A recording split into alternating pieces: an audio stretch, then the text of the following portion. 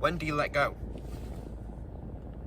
When do you analyse a situation? When do you give an overview and think, that's it? Maybe not in a negative way, maybe in a positive way, but when do you decide when that final straw is to pack your bags and leave? Or let somebody else pack their bags and leave? Or move on to a new job, a new life, a new city, a new place? How do you know when your time's up?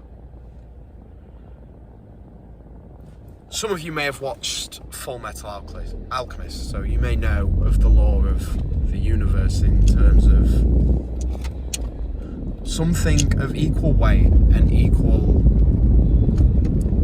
value must be given to the universe in order for you to receive something back. Perhaps it is just a cartoon, perhaps it is just an anime, but I think that is a great place to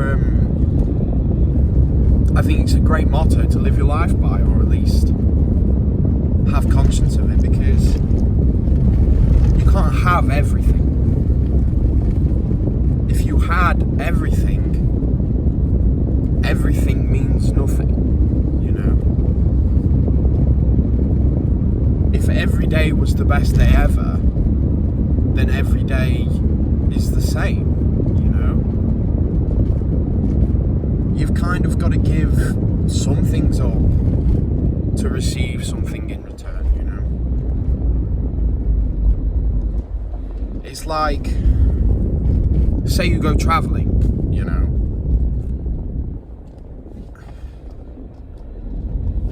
You may make friends, you may make people close enough that you will call them family along the way. And as they said in Adventure Time, home is where the heart is. So every time you're travelling to this new place or something, you're finding a home. You're finding a place where, quite frankly, you're comfortable and you're going to want to stay there. But if you want to keep travelling and experience the rest of the world, it might break your heart in the moment, but you've got to leave, you know? Some of us may have dreams of living in a really big city, a busy city, in the hubbub of it all, and some may want to live in the countryside and quietness. But each of those things, perhaps we just use them as a metaphor for other things we want in life, or the things we want to do. You've got to give something up in return, you know? Say you want to be in a distant, faraway place off the grid or whatever, you've got to give up that comfort of being but in contact with everybody, with the convenience of knowing everybody all the time and being able to know what everybody's doing, such as like perhaps a metaphor for giving up social media, you know, getting a dumb phone, you know, or like you really want to go to a busy city or something, perhaps like that, you've kind of got to get rid of that serene loneliness that you can have in the countryside, you know. Perhaps that's similar to being online or having an online presence, or like being, I don't want to say the word, but influencer, you know. But this also comes back to friends and relationships, you know. When is it enough, and what do you need to give up to have these things, you know? It's like if you've got a friendship that, so be it, you might have known them for 10, 15 years or whatever. Perhaps that nostalgia may be clouding your judgment on it, but you've always had this dream of having a really tight-knit friendship with people, a group, family. You've kind of got to, if it's not working out now and they're a bad influence on you on something, you've kind of got to give up the people closest to you to get to that, you know?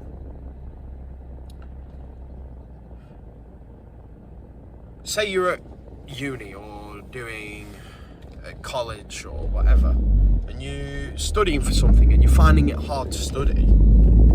but you might be doing it for monetary reasons. Say you're doing engineering, you're doing like anything in STEM, but you're finding it hard to study because you're really not interested in it.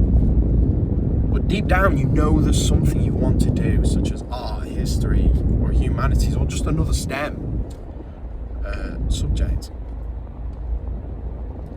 You've got to do the scary thing and give up the thing that you're working for the thing that you actually want to work for. You know? What is the price of being rich? What is the price of alone time, loneliness, all of these things? You've really got to weigh up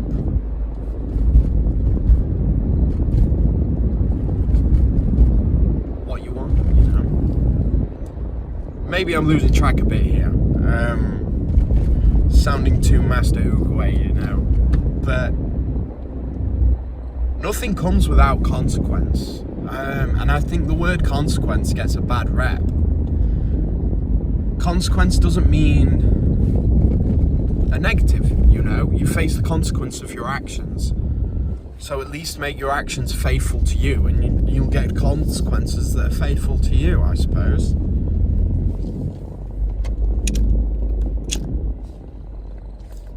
It's like, say you study really hard for some exams, and maybe so much that you don't really spend time with your friends and your family, and your relationship starts to deteriorate a bit. There is consequences to that action, you know? The consequence being that, one, you may do really well on your grades, but at the same time, the consequence of that is that you may have fallen behind on your keeping your relationships and stuff.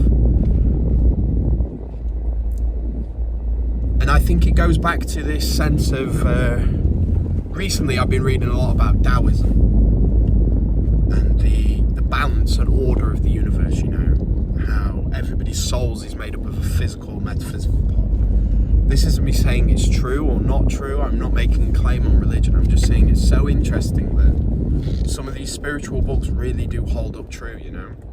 And it's like the yin and yang. There really is, to every action, a good and a bad, you know, of consequence.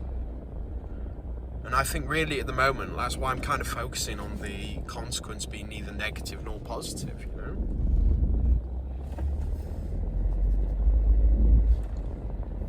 And to do something you want to do, you've got to accept that. It's like I was reading, well, not reading, but I was watching an interview with Thierry Henry. Mind my really good French accent there, guys. And he says you've kind of got to. Obviously, the guy was a Champions League footballer. Like, his work ethic must have been ridiculous. But he says you've kind of got to like the pain of it, you know, because the glory, the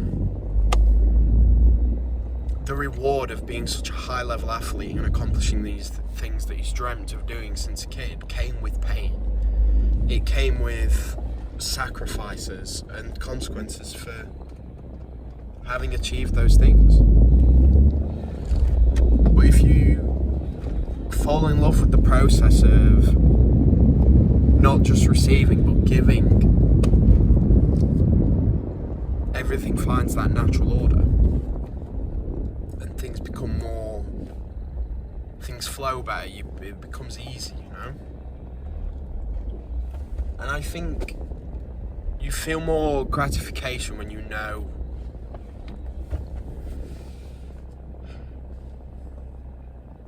that you've worked for it, or not that it's fair, but when you really deep down know what's happened for you to get to a situation, whether that's putting that work in for an exam or restoring a car or any of those situations, it feels better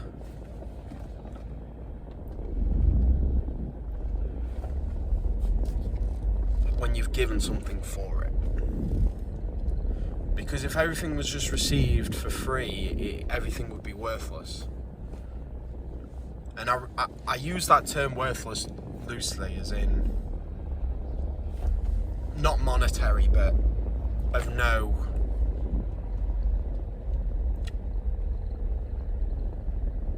emotional power. You know, there'd be no gratification in things.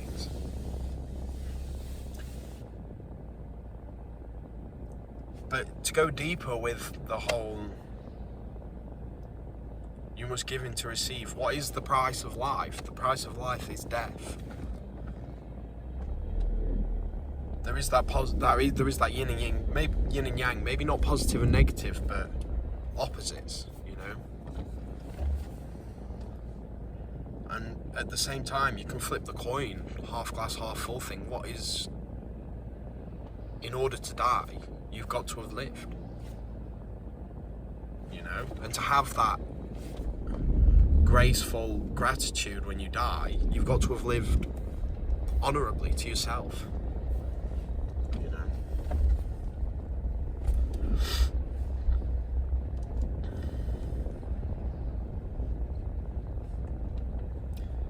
And perhaps it's like looking at, there is a certain amount of relief and gratitude from when you say you've had a terminally ill family member when they pass, because it's awful to speak about, like everybody's been that, everybody will go through that situation, but you feel deep down hurtful that you feel this gratitude for them because of the misery and pain they might have been in, you know. And don't get me wrong, I'm not making light of these situations, but there's a balance in things. There's two sides of the coin, always, you know. And I don't think you have to focus on one more than the other, you know.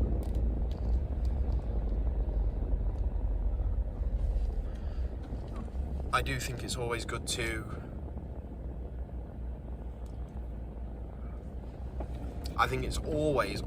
good to think more of the positive sides than it is the negative, like focus upon them. But perhaps it ties into Stoicism. You've kind of got to find that balance, you know. Without darkness there is no light, without light there is no darkness. Without sadness there's no happiness, without happiness there is no sadness. And back to life without death.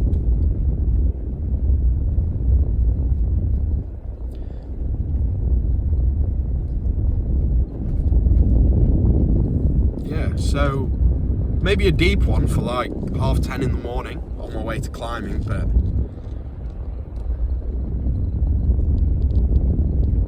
perhaps next I'll just balance it with some shallow thoughts, you know, maybe what sort of milk I'm going to get in my coffee when I get to climbing, you know. You just got to balance it. If you're so carefree all the time, every so often you are going to have that breakdown of anxiety, you know, when it builds up, if you are ignoring it. There's the balance of carefreeness and anxiety where you're zen, you know, where you accept things as they are rather than ignorance. So if anybody's listening, thank you. Just journaling, you know, expressing my thoughts. Peace out.